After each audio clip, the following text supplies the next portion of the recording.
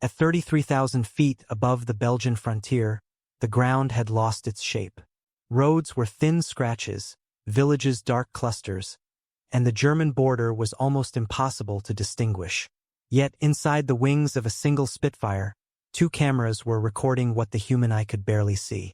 The aircraft was N-3071, flown by Maurice "Shorty" Longbottom on November 18, 1939. Its photographs of Boulingen, south of Aachen, marked the beginning of a new kind of air war. One fought without guns, bombs, or formation escorts. The Spitfire carried 2 Type f.24 cameras with 5-inch lenses, and the images were taken from an altitude of 33,000 feet. The mission exposed a contradiction at the heart of modern warfare. Britain possessed one of the finest fighters in Europe, but its most valuable contribution on this flight was not destruction. It was information. Commanders needed to know where German airfields were expanding, where naval forces were gathering, and how rapidly roads, railways, and defensive positions were changing. Bombers could not strike what planners could not locate, and armies could not prepare for movements they could not see. Britain's first dedicated photographic reconnaissance organization, the Heston Flight, had been formed in September 1939 under Wing Commander Sidney Cotton. Before the war, Cotton had conducted clandestine photographic flights over Germany for the Secret Intelligence Service using civilian aircraft and commercial cover. The unit was renamed No. 2 Camouflage Unit in November to conceal its true purpose. The Spitfire offered a radically different solution from conventional reconnaissance aircraft. Instead of carrying an observer and defensive guns, it could operate as a single-seat photographic platform whose survival depended upon altitude and performance. The aircraft's armament was removed, cameras replaced weapons, and unnecessary equipment gave way to additional fuel. The principle was severe but logical. Every gun carried for protection reduced the range and speed required to avoid interception. The pilot would not turn and fight. He would climb above the defenders, cross the target rapidly, expose a sequence of photographs, and leave before German fighters could reach the correct height and position. It sounded simple. In practice, it demanded an aircraft capable of surviving freezing altitudes, navigating alone across hostile territory, and returning with film that could alter military planning. The first converted Spitfires proved that the concept worked. They also revealed how much further the aircraft would have to evolve before German pilots faced a reconnaissance machine designed not to win combat, but to deny them the chance to begin one. That denial depended less on a single dramatic breakthrough than on a series of careful modifications. The first reconnaissance Spitfires had shown that the fighter's basic airframe possessed the necessary speed, but converting a short-range interceptor into a strategic intelligence aircraft required more than removing its guns. The wings, once crowded with Brownings and ammunition boxes, could instead carry additional fuel. Camera installations were refined, unnecessary weight was stripped away, and the aircraft's clean lines were preserved so that every available mile per hour could be used for escape. Imperial War Museums notes that the unarmed D-wing allowed fuel to replace guns and ammunition, making photographic variants among the fastest Spitfires because they avoided the weight and drag of armament. The cameras also had to evolve with the mission. The Williamson f.24 was the RAF's principal reconnaissance camera at the beginning of the war. It could be mounted in a Spitfire's wings for vertical low-level photography or in the rear fuselage for vertical and oblique images.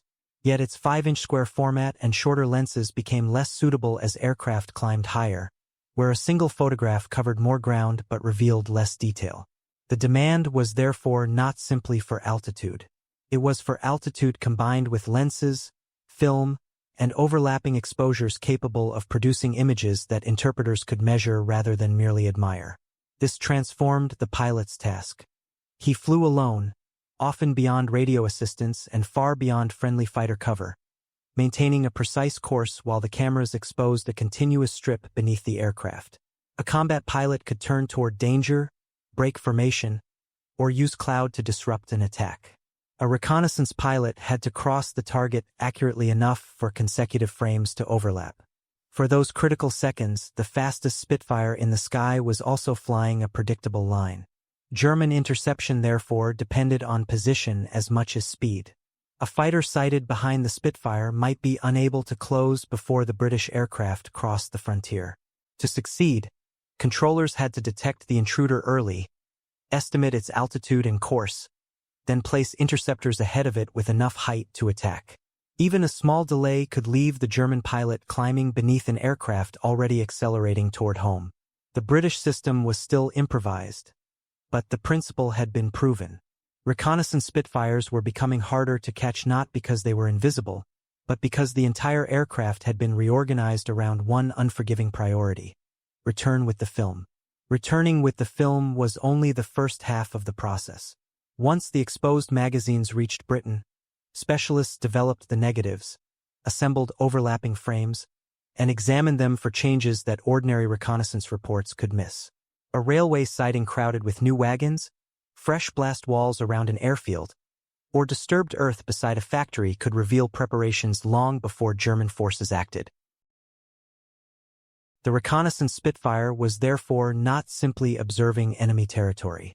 It was feeding a growing intelligence system in which photographs could confirm agent reports, guide naval searches, and provide bombers with targets. By 1941, the improvised flight created by Sidney Cotton had become the Photographic Reconnaissance Unit, and its responsibilities were expanding far beyond the Channel coast.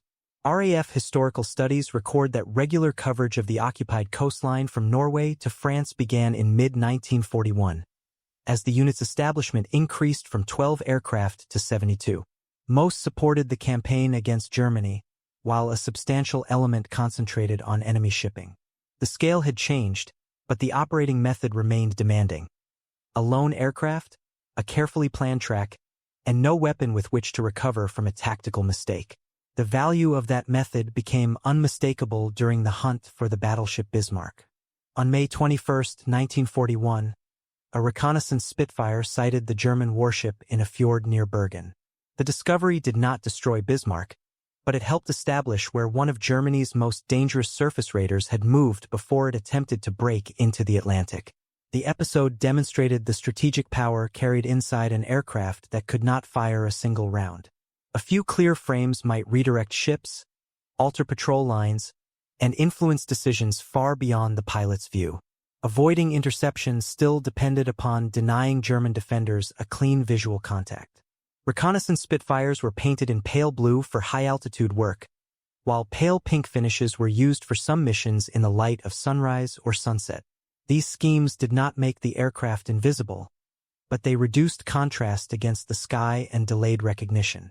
German observers could hear an engine or glimpse a distant shape, yet every minute spent confirming its height and direction shortened the time available to launch fighters and climb into position. The contest was becoming a race between two systems: German warning networks trying to place fighters ahead of the intruder, and British crews refining an aircraft designed to pass through the narrow gap between detection and interception. By 1943, that race had become more demanding. German radar coverage, reporting networks, and fighter control had improved, while the Luftwaffe possessed aircraft capable of operating at greater heights than the defenders of 1939. Britain answered not by arming the reconnaissance Spitfire, but by refining the same principle that had made the earliest conversions successful. The result was the PR Mark 11, a purpose-built photographic aircraft based on the later Spitfire airframe and powered by Merlin 61, 63, 66, or 70 engines. Its wings still carried no guns.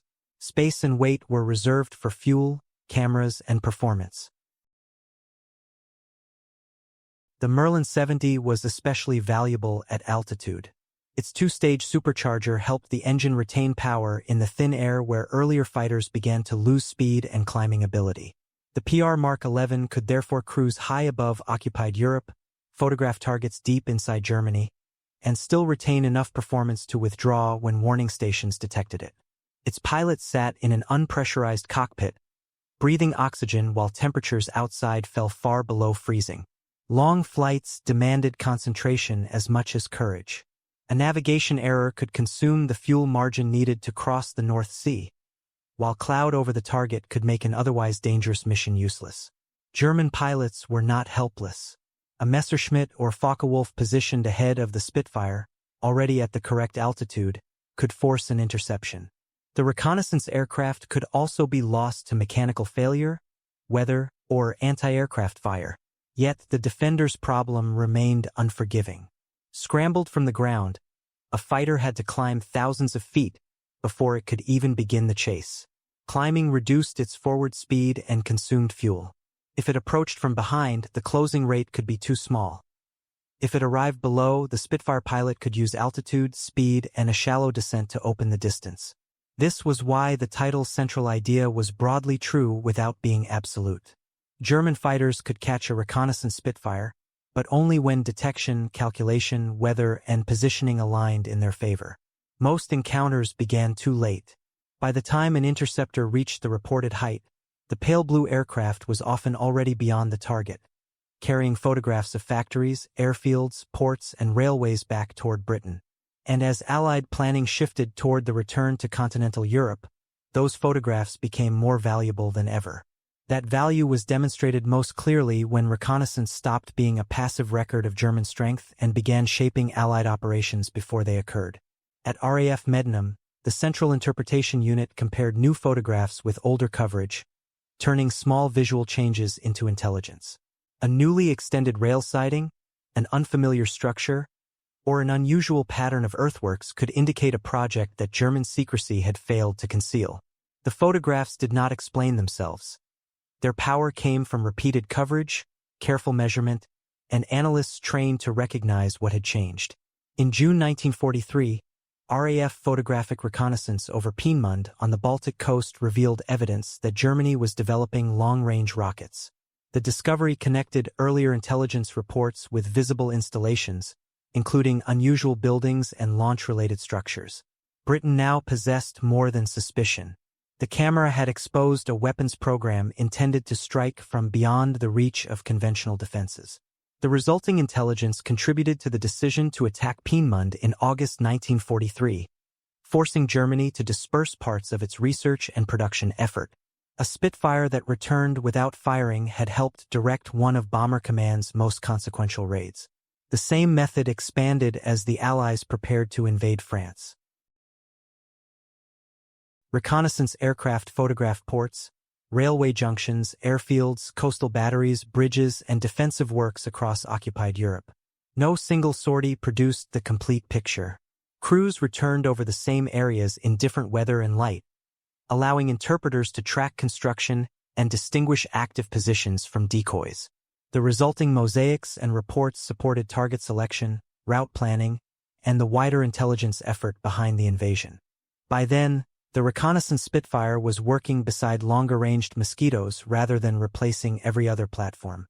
The Mosquito could penetrate deeper and carry several cameras, while the Spitfire remained valuable where rapid response, altitude, and fighter-like handling mattered. Its success was therefore not based on one unbeatable specification.